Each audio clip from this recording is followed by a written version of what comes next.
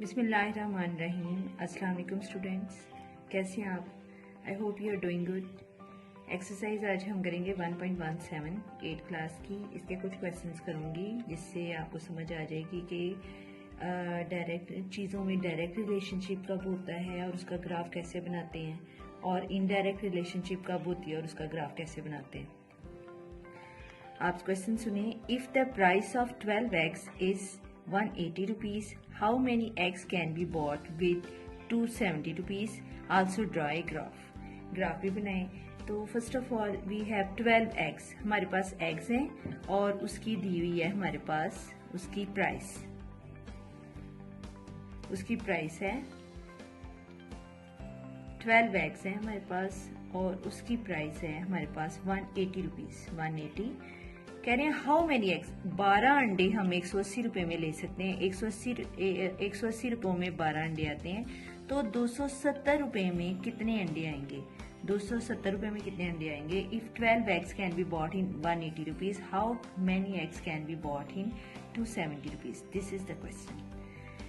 अब सारा खेल है कि आपने एरो कैसे बनानी है। एरो बनानी आ गई तो आपको क्वेश्चन आ गया, एरो नहीं बना सकते तो क्वेश्चन नहीं आएगा। अब आप जरा देखें एरो कैसे बनाते हैं।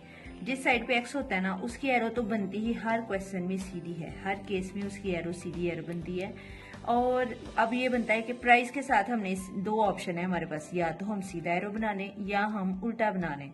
अब जरा देखें, आप दुकान पे जाएंगे, आप ज्यादा एक्स बाय करेंगी तो आपको ज्यादा प्राइस देनी पड़ेगी, कम एक्स बाय करेंगी तो आपको कम प्राइस देनी पड़ेगी। ज्यादा अंडे लेंगे तो इसकी कीमत ऑब्वियसली हमें ज्यादा देनी पड़ेगी, और कम अंडे खरीदेंगे तो हमें कम प्राइस देनी पड़ेगी। यानी कि सीधा सीधा ताल्लुक है, एक चीज कम नहीं हो रही, एक चीज कम हो रही है तो दूसरी भी कम हो रही है, एक चीज ज्यादा हो रही है तो दूसरी भी ज्यादा हो रही है। इसका मतलब ये डायरेक्ट रिलेशन है। डायरेक्टली प्रोपोर्शनल में हमने सीधा एरो बनाना होता है। अगर ऐसे होता कि अंडा ज्यादा लेने से कीमत कम हो रही है तो फिर हम उल्टा तीर बनाते हैं, लेकिन ऐसा अंडों के केस में ऐसा नहीं है। अगर आप गुड्स ज्यादा बाय करते हैं तो उसकी प्राइस भी ज्यादा होती है, गुड्स कम लेंगे तो उसकी प्राइस कम होगी। तो ज्यादा अंडे लेने के लिए ज्यादा प्राइस होगी, तो इसका मतलब है ये डायरेक्ट रिलेशन है। डायरेक्ट रिलेशन के लिए आप इसकी सीधी एरो बनाएंगे। अब जैसी एरो बनाई है वैसे क्वेश्चन लिखेंगे। एरो शुरू हो रही है एक्स से, हम लिखेंगे x over 12। क्या लिखेंगे? x over 12 is equals to, arrow शुरू हो रही है 270 से, 270 बाय 180। अब ये 12 क्या, क्योंकि डिवाइड हो रहे हैं इधर से, x के साथ कोई चीज डिवाइड होती है तो दूसरी साइड पे जाके मल्टीप्लाई हो जाती है। अगर इधर कोई चीज मल्टीप्लाई हो रही है तो उधर जाके डिवाइड हो जाएगी। 12 इधर डिवाइड हो रहा है, उधर जाके ये मल्टीप्लाई हो जाएगा। 270 बाय 180 मल्टीप्लाइड बाय 12।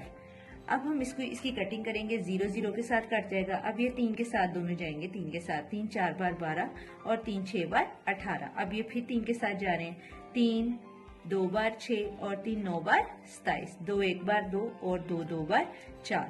अब ऊपर बचा सिर्फ 9 और 2, 9 ज़रब 2, तो 9 और 2 कितने होते हैं? 9 2 बार 18। एक दफा मैं फिर कटिंग आपको समझा दूं। 270 बटा 180 था, ज़रब 12 था, 0 0 के साथ कैंसिल हो गया।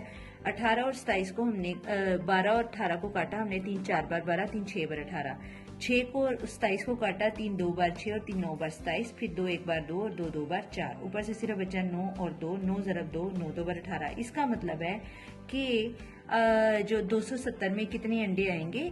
18 अंडे आएंगे।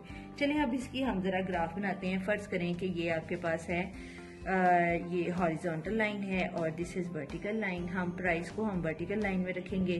प्राइस है जी, फर्ज करें 0 से, अब हमारे पास 6 का गैप ले लेते हैं अंडों में, एग्स में।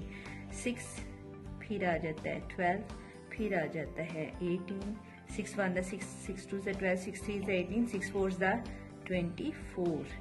चलें नेक्स्ट, अब इधर से हम चले जाते हैं प्राइस की तरफ। तो 180 और 270 तक जाना है, तो हम प्राइस में ले लेते हैं, इसको गैप ले लेते हैं हम 50 का गैप ले लेते हैं, 50, फिर 100, फिर 150, फिर 200, फिर 250 और 300। ओके, अब जरा देखिएगा, आपके पास पहले अंडे बाय किए हमने 12 हमारे पास है ये वाला। 12 अंडों की प्राइस कितनी है? 180। 12 इधर से हम 12 को हमने उठाना है 180 तक, 12 को उठाना है 180 तक, 150 तक आया। 12 150 तक उठाया, 150 से थोड़ा सा ऊपर लेंगे तो दिस पॉइंट इज 180। यहाँ पर आपके पास 200 से नीचे और 150 से ऊपर आपके पास 180 आ गया है। अब उसके बाद है जी 18 अंडे आए हैं, कितने के? 270 रुपए के 18 अंडे। तो ये 18 को हम उठाएंगे 270 तक, ये 200 और ये 200 से थोड़ा सा ऊपर 270। तो ये वाला ग्राफ आपके पास बनेगा डायरेक्ट रिलेशनशिप का। डायरेक्ट रिलेशनशिप का ग्राफ ये जाहिर कर रहा है कि जैसे जैसे आपके पास ये आप स्केल के साथ सीधी लाइन ड्रा कर लीजिएगा, ये ग्राफ हमें ये बता रहा है कि जैसे जैसे हमारी प्राइस ज्यादा हो जाएगी, अंडे ज्यादा हो जाएंगे, प्राइस भी ज्यादा हो जाएगी। और ये कौन सा रिलेशन है? अंडों में और इसकी प्राइस में डायरेक्ट रिलेशन है। और डायरेक्ट रिलेशन में हमेशा एरो सीधी बनती हैं और ग्राफ सीधी लाइन में बनता है। उम्मीद है आपको कुछ ना कुछ समझ आई होगी। If 30 laborers, next question है क्वेश्चन नंबर 5 1.17 का।